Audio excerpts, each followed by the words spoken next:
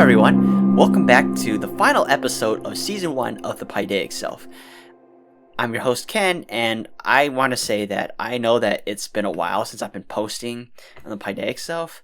I've just been pretty busy lately with just a lot of stuff that's been going on in my life. I just continuing with the job search at the time and just trying to just figure out what do I want to do with my time, as well as just a whole host of mental health struggles that I've been going through related to that, as well as just trying to get more control over some of my own worst tendencies, which tend to pop up whenever I'm in a really unhealthy mental state.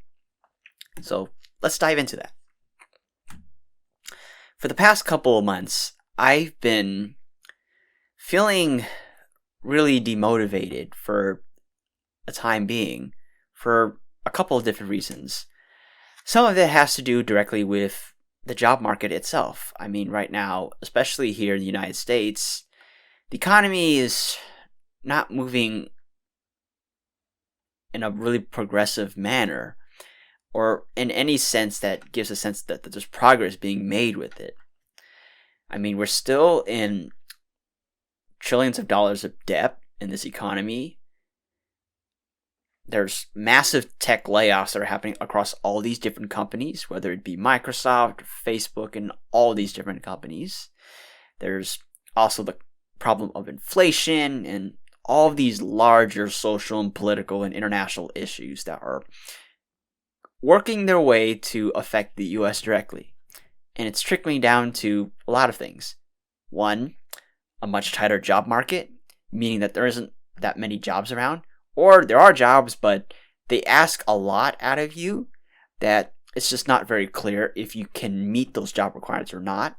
I mean, there's some entry-level jobs that I've seen, especially in the data science field, which is kind of where I'm at, or even data analyst fields, where they say entry-level, and yet they ask about maybe 5 to 10 years of experience, which seems a bit odd if they're labeling it as entry level. As when I think of entry level, I think of it as right out of college, or just having very little buy-in requirements that you need to fulfill in order to get in, other than just being able to do the job and being the right fit personality-wise and career-wise with this job, and a bunch of others as well.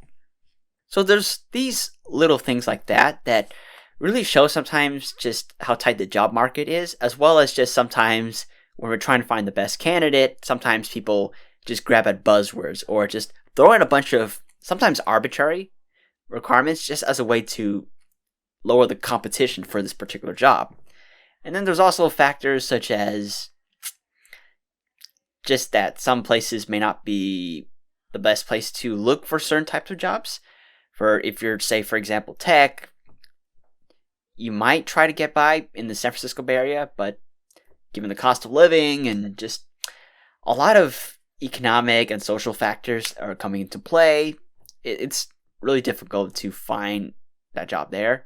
I mean, I'm sure there are other places where you can find tech-related jobs, but it's very difficult unless you somehow have the financial means to get around.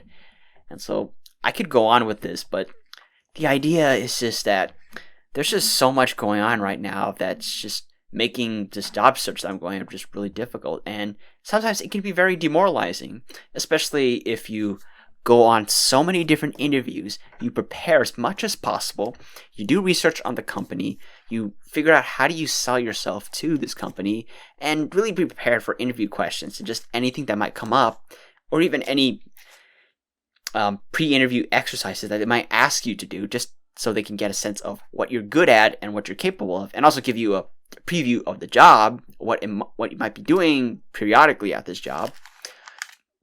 And even if you do all that, sometimes it's just not enough, and you put in all this work, and then all of a sudden you say no. You know, you get rejected maybe hundreds of times, or maybe thousands, or whatever that number may be. But just constantly seeing that one after the other, despite all this preparation you might do for it, or even just asking for advice, even, it can really hit your self-esteem and really make you feel like there's just not a place for you out there, and that you really can't get you where you want to be. And that's just what I've been feeling for the past couple of days, just wondering if anything that I'm doing is amounting to anything at all in the future. And so just constantly doing that has gotten me to really ask some questions about what am I doing wrong that I should be doing better with next time, because I don't want to think of it entirely as if it's the world's fault or just something like that. I like to think of it as maybe there's something I could do to at least be better at this job search ever.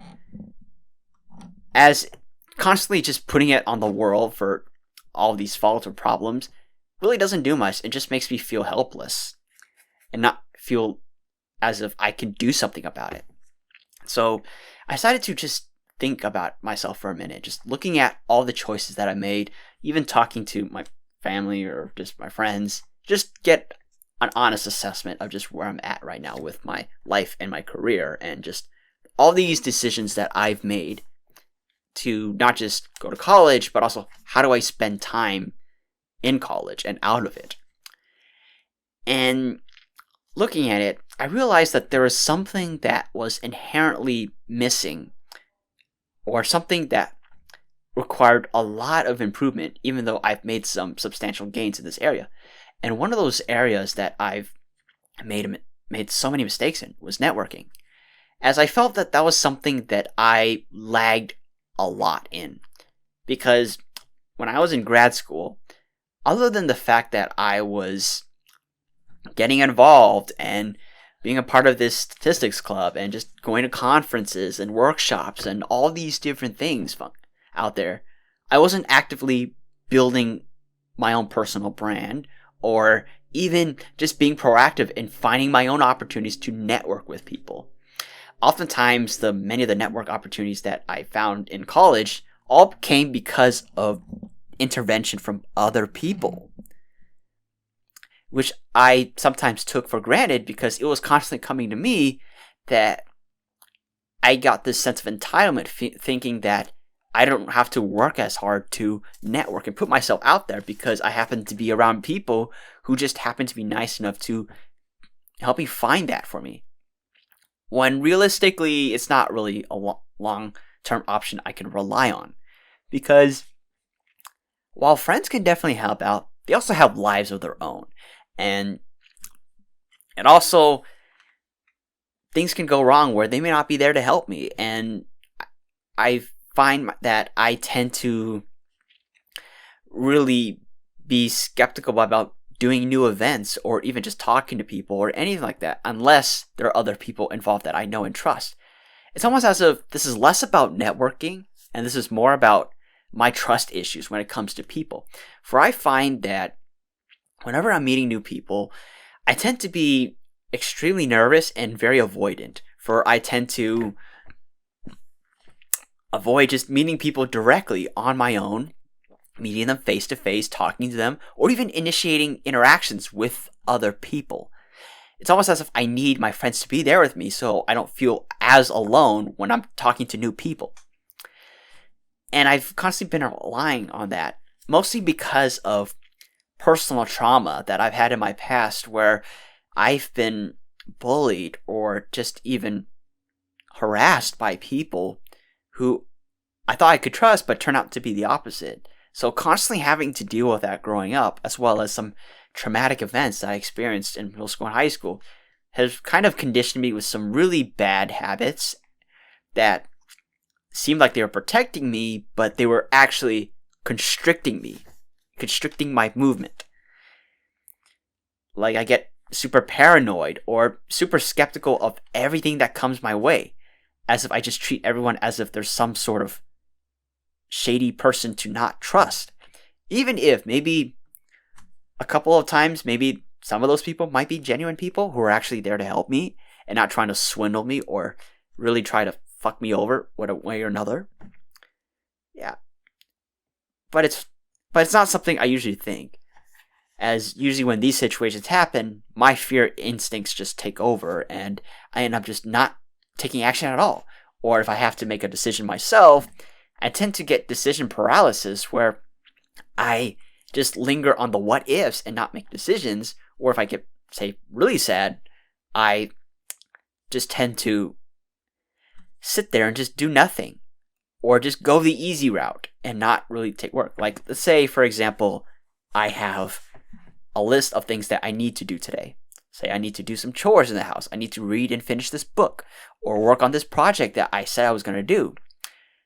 When I have all these tasks stacked one after the other, it can get so overwhelming that I just feel stressed, and immediately when I feel stressed, I would tend to go to the easy solution. Maybe distract myself with some video games, or eat some chips or junk food, or even just watch YouTube. It's like I avoid doing the hard work because I fear it, or I fear wasting time on something that doesn't matter in the long run. Which might feel good, playing video games is fine as a way to relax, but if you're doing it to avoid something that you need to do, then that's where it becomes a problem. Or if you do too much of it, that it just distracts from opportunities that you could be taking on. That's where it becomes a problem. And that's where I'm at, where anytime things get hard, or I'm just skeptical or something, or I'm nervous about something, or just a situation that requires a lot of risk taking, I tend to retreat into my own computer, where rather than thinking, how do I tackle that problem, I run to the computer.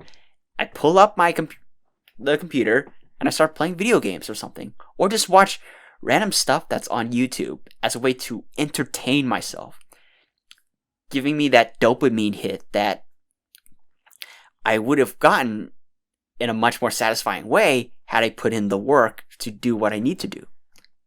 Now, if things get tough, I can just break it down to easy steps, but avoiding it, that's a completely different issue.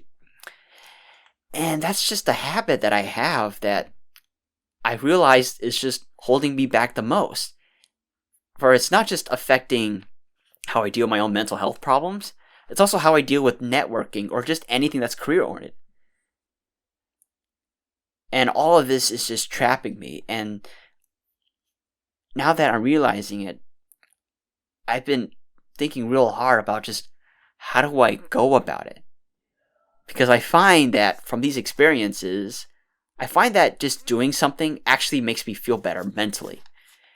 I remember one time when I think my mom and my sister were asking me to go out to get some pastries. And a part of me just felt like saying no, because I was just feeling so down that I just didn't want to do anything. It made me feel like I just couldn't do anything and that going out would be a waste of time. And so I got in this little big tussle where I just felt very reluctant about going. I made up excuses just saying like, oh, I'm not feeling well. It's a waste of time. I just want to fuck around and just play video games all day. But eventually, since it was my mom's birthday that day, I decided to just go for her and also to, give it a chance. Because if I just kept doing what I was doing earlier, just staying at home or playing video games or just doing nothing substantial that mattered or actually was helping me, I would be spending the next couple of days or just hours or so on doing something that isn't really helping me. That it kind of brings the question of, do you want to take those 5 years doing something that you've been doing constantly over and over again that's actually not helping you? Or do you want to put that to do something that's different that actually is helping you?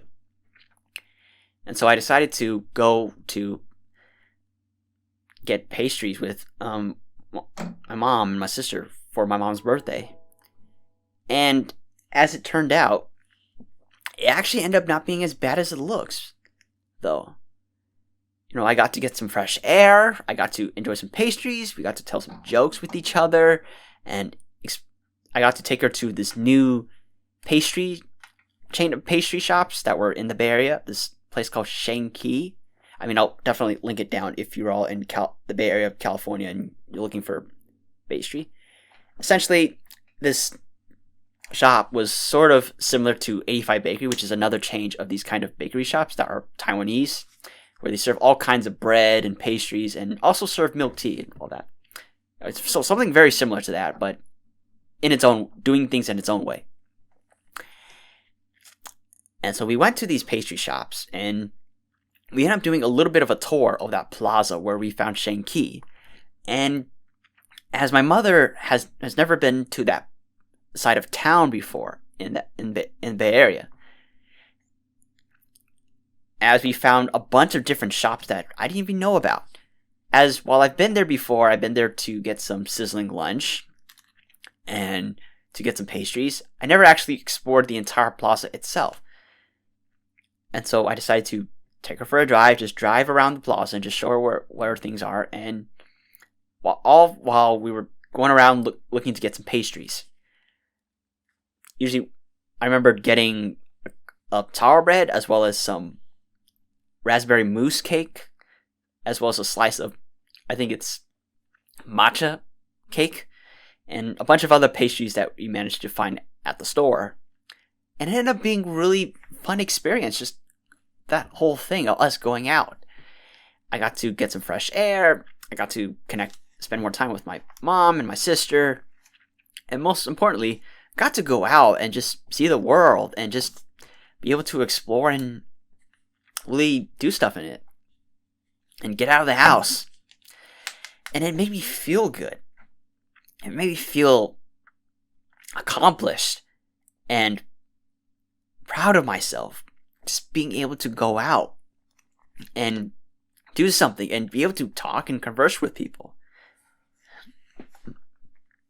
And it was then that I realized that maybe the problem isn't that I feel helpless and all of that. Maybe the problem is that maybe I'm very quick to be pessimistic when things go wrong or things are just not going as expected, not realizing that I do have the power in some ways to at least work through it somehow. For I find that what helps me best with my mental health is I'm constantly taking action, being proactive about something. Like maybe bake some cookies or read a book or do some chores in the house. Something that gets me active and out and really gives evidence to myself that even if I feel shitty about myself, I'm at least capable of something. Like if I feel shitty that I can't get something done, making my bed first thing in the morning is sort of a reminder to myself saying, hey, my dark thoughts may say that I'm a shitty person who can't accomplish anything, but the fact that I made my bed earlier is evidence that I am capable of getting something done. All these little things that really go a long way to help me get my self-esteem back together, but also getting me to take any negative energy I'm experiencing and channeling it to productive action. So I guess that maybe is the key to, a lot of my mental health struggles right now. Just not allowing these dark thoughts to consume me and make me feel helpless, but also acknowledge them and think of what can I do in my power to work through that shit and be able to point it in a positive, proactive direction.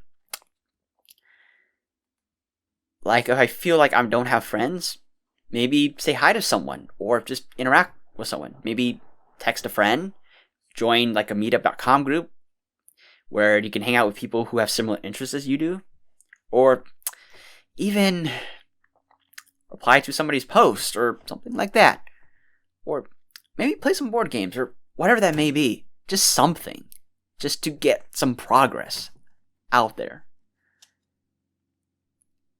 As yes, it may not be super life-changing through a single little decision, but it can make the difference between really lingering with these dark feelings and making progress step by step towards something better. So maybe that's what I need. And maybe that's something that I think I need to work on moving forward to the end of the year and then next year and beyond. So anyway, that's it for this podcast. I want to say thank you all for tuning in to me for the last couple of months. I know that it's been very sparse in terms of how often I go on social media, but I'm glad that you all decided to stick through it and really take the time out of your day to listen to me and hear me talk about these things. It really means a lot to me. I started this as a way to get my thoughts out and share my perspectives on all these different issues that I'm going through as a young adult right now. And I'm glad and I hope that you all find something in it that may speak to you or so. If not, that's okay. I'm just glad that you're all taking the time to listen. And so, anyway, thank you all for listening. I'm going to be taking a break from the Paideiac Self, and I'll be back sometime in April of next year, April 2024. So, I would say thank you all for listening, and if I don't see you again, until then, Merry Christmas, Happy New Year, Happy Halloween, all that stuff, and I'll see you all next year in 2024. Thank you all, and take care.